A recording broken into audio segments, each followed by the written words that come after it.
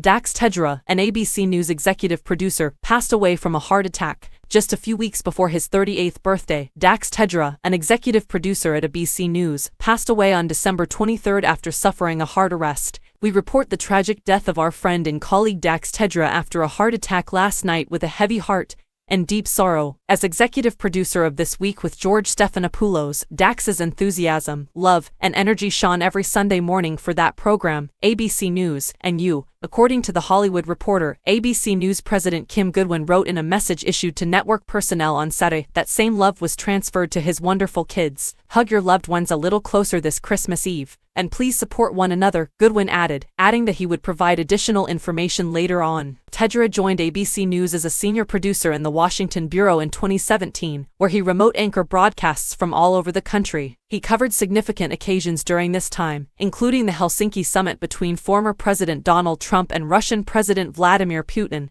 and the Singapore meeting between Trump and North Korean leader Kim Jong-un. In February 2020, Tejer was appointed executive producer of The Week, and under his direction, the show rose to the top of Sunday programming among adults between the ages of 25 and 54. Tejer has held positions at MSNBC, NBC, and HBO before joining ABC. His wife Veronica and their two little daughters, Ella, who is 5 months old, and Sofia, who is 2 years old, survive him. On April 29, 2022, in Washington, Peter Alexander, Cecilia Vega, Ricardo Jimenez, and Dex Tejer attend the CAA kickoff party for the White House Correspondents' Dinner Weekend. Getty Images, Lee Vogel. Tejer has been referred to as a genuine public servant and a force of energy, passion, and knowledge by MSNBC anchor Jose Diaz-Balart. He acknowledged the privilege of knowing and working with him in a tweet on December 25. S.E. Cupp, a writer who has collaborated with CNN, described Tejer as one of the kindest and smartest persons and referred to his passing as the worst kind of news. She wrote on Twitter, keeping his family and the EDIP News family in our prayers. David Folkenflik, an NPR media journalist, described Tejer's passing as a terrible blow to the network and noted that he had great promise ahead of him. In addition to being the most intelligent and sympathetic executive producer I have ever worked with, Dex Tejer was also a close friend.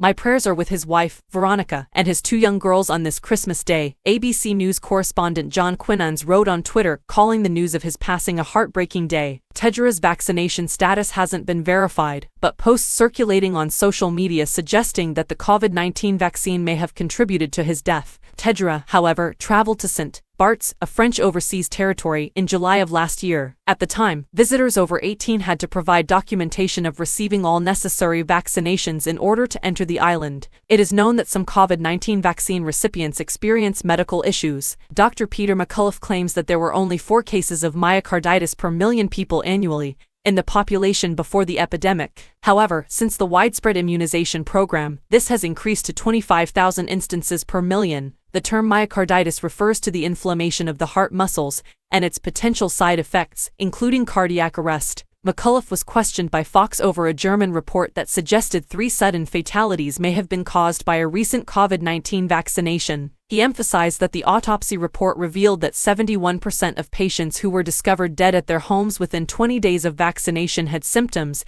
that could be linked to the vaccine, such as heart damage or blood clots.